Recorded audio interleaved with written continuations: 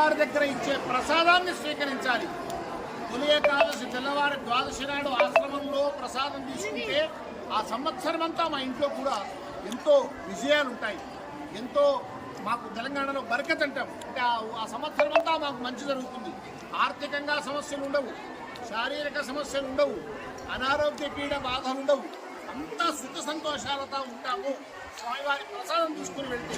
అది ఇక్కడ యొక్క ఆనవాయితీ సంప్రదాయం. అలా భావానంద భారతీ స్వామి వారు ఈ ఆశ్రమాన్ని 100 ఏళ్ల క్రితమే స్థాపించి ఈ కీకారణ్యంలో అద్భుతమైనటువంటి ఆశ్రమాన్ని స్థాపించి ఆనాడు ఇప్పుడున్న రోడ్డు లేవు, ఇప్పుడున్న వసతులు లేవు, అయినా వారు కేవలం సిద్ధులు నడయాడిన సిద్ధులు తపస్సు చేసిన క్షేత్రంగా ఈ ఆలయంలో, ఈ క్షేత్రంలో, ఈ కీకారణ్యంలో ఈ పాండురంగాశ్రమాన్ని స్థాపించారు.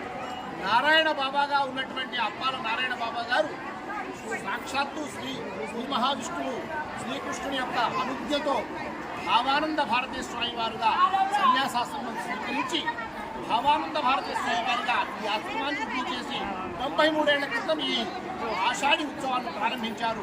అప్రతిహతంగా ఈ 93 ఏళ్లుగా ఈ ఆనవాయితీ సంప్రదాయం సాగుతూ ఉంది. దశమి నాడు ఈ త్రిరాత్రోత్సవాలు, ఆషాఢి త్రిరాత్రోత్సవాలు ప్రారంభమై ఏకాదశి ద్వాదశి నాడు మహా అన్న సంతర్పణతో ఈ కార్యక్రమాలు ముగుస్తాయి. ఇవాళ 93వ ఆషాఢి ఉత్సవాలు కూడా కొత్తగా నిర్మించినటువంటి ఈ సాధ మంటపంలో ఈసారి సంగీత సాహిత్య కార్యక్రమాలు జరుగుతున్నాయి.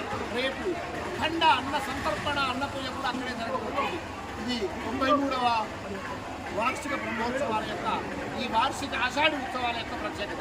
ఇకపోతే ఈ ఆశ్రమాన్ని భావానంద భారతీ స్వామి వారి తర్వాత శ్రీ అప్పాల విశ్వనాథ గురుదేవుల వారు గత 50 ఏళ్లుగా ఈ క్షేత్రాన్ని ఎంతో వృద్ధిలోకి తెచ్చి లక్షలాది మంది పరిసర గ్రామాల భక్తులకు, పరిసర జిల్లాల యొక్క భక్తులకు ఈ ఆశ్రమం యొక్క వైశిష్ట్యం, ఈ ఆశ్రమం యొక్క గొప్పతనం, ఈ ఆశ్రమం యొక్క ఆధ్యాత్మికత, ఇక్కడి యొక్క గొప్పతనం అంతా కూడా వారి యొక్క తపస్సు ద్వారా, వారి ప్రబోధాల ద్వారా అందజేసి ఇప్పుడు 3వ తరం వారి కుమారులు ఈ ఆశ్రమం ఉత్సవాలను నిర్వహిస్తూ ఉన్నారు.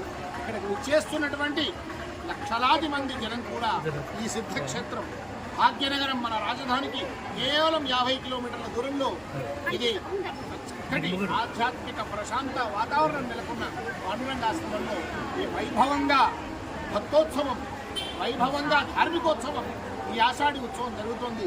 అందరం పాల్గొందాం, అందరం ఆ పాండురంగ విఠల యొక్క అనుగ్రహాన్ని పొందుదాం. ప్రతి సంవత్సరం కూడా మనమంతా కూడా స్వామివారి యొక్క ఆశీర్వాదాన్ని పొందుదాం. పాండురంగ విఠలకి జై.